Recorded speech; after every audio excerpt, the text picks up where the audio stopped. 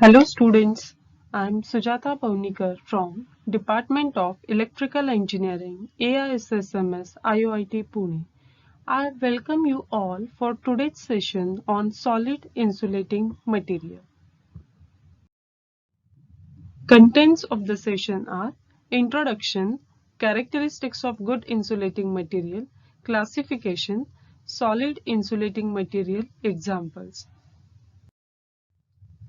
Let's see solid insulating material. As we know by the classification of the substances, three such states are solid, liquid and gaseous.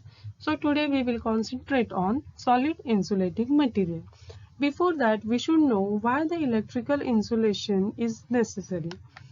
Through its technological advances, the modern world has brought us a lot of new materials, substances, and other goods to make our lives easier, better, and a lot more comfortable.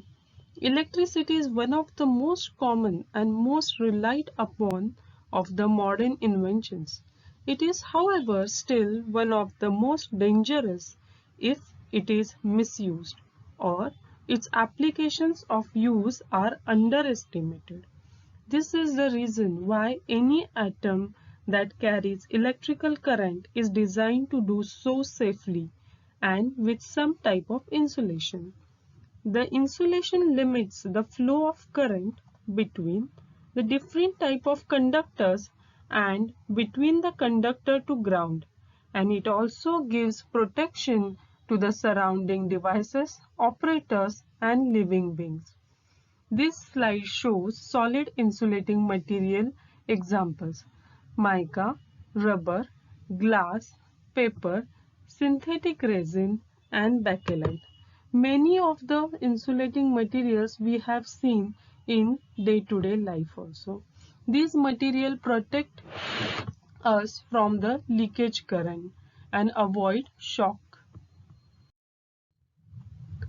These are some other materials like cotton, cellular concrete. They also used as a insulating materials. And this one is showing the difference between the materials which are used as a conductor and insulators. You can see as a conductor gold, silver, copper, steel, seawater. Whereas electrical insulating materials are rubber, glass, oil, diamond, drywood, cotton, and mica, paper, pressboard, polypropylene, etc. Let's see what are the characteristics of good insulating material. It should have large insulation resistance. Insulating material should have high dielectric strength to provide insulation and charge storage capability. It should have uniform viscosity, so it gives uniform electrical and thermal properties. It should be uniform throughout. It keeps the electrical losses as low as possible and electrical stresses uniform under high voltage difference. It should have least thermal expansion. Solid insulating materials when exposed to arcing should be non-ignitable. They should resist to oils, liquids, gas fumes, acids and alkalis. It means they should be chemically inert. They should have not deteriorating effect on the material in contact with it. It should have low dissipation factor, that is low loss tangent or tan delta, so that losses or heating losses will be low. Insulating material should have high mechanical strength, high thermal conductivity and low permittivity. High thermal strength will provide heat carrying capability and work as a coolant also. Free from gaseous insulation to avoid discharges or partial discharges. It should be homogeneous to avoid local stress concentration. It should be resistant to thermal and chemical deterioration. Whenever we are studying any characteristic of insulating material, we should focus on physical property, chemical properties, electrical properties, mechanical properties, etc. Let's see classification of insulating material. Classification according to substances and materials. Second classification is according to temperature limits. So in first classification according to substance and materials, solid insulating material, they are further divided into inorganic material and organic material.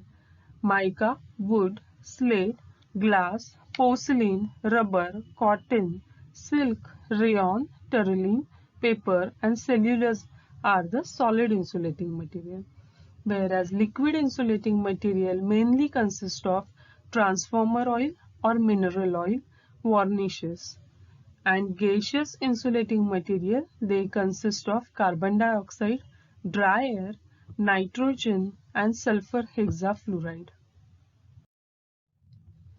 Now, second classification of insulating material, specifically solid insulating material according to temperature. It is divided into classes, that is class Y insulation, class A, class E, class B, class F, class H and class C insulation. Every class denotes what is the maximum temperature is permissible with that insulation class.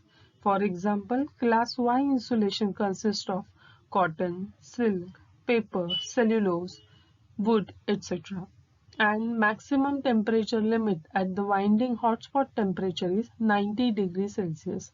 If your temperature at that hotspot point is going to increase further 90, then you have to go for the next insulation class, that is class A insulation. It is same material as a wire with the impregnation process. So under pressure, all the air pockets, leakage paths are removed, and it provides at a higher temperature rise, that is 105 degrees Celsius. Similarly, we'll have remaining classes, and the last one is class C insulation, which provides temperature limit above 180 degrees Celsius. It can be used in the chemical industry, mining industry, etc. And the materials in class C insulation are mica, ceramic, glass, quartz, silicon resin with high thermal stability. Solid insulating material may be natural organic substances like paper, cloth, rubber, etc. or inorganic materials like mica, glass or synthetic materials like plastic. Examples of solid insulating material are paper and pressboard, fibrous materials, impregnated coating, filling and bonding materials, resins, epoxy resins, inorganic insulating materials and ceramic. Let's see one example in detail. Electrical insulation paper. So these papers are special type of electrical insulation paper, and their applications due to cellulose having outstanding electrical properties. Cellulose is good insulator and is also polar, having dielectric constant significantly greater than 1. So it is having very high insulating properties and starch storage property. Electrical paper products are classified by the thickness. If the thickness of the paper is less than 0.038, then it is called as a paper.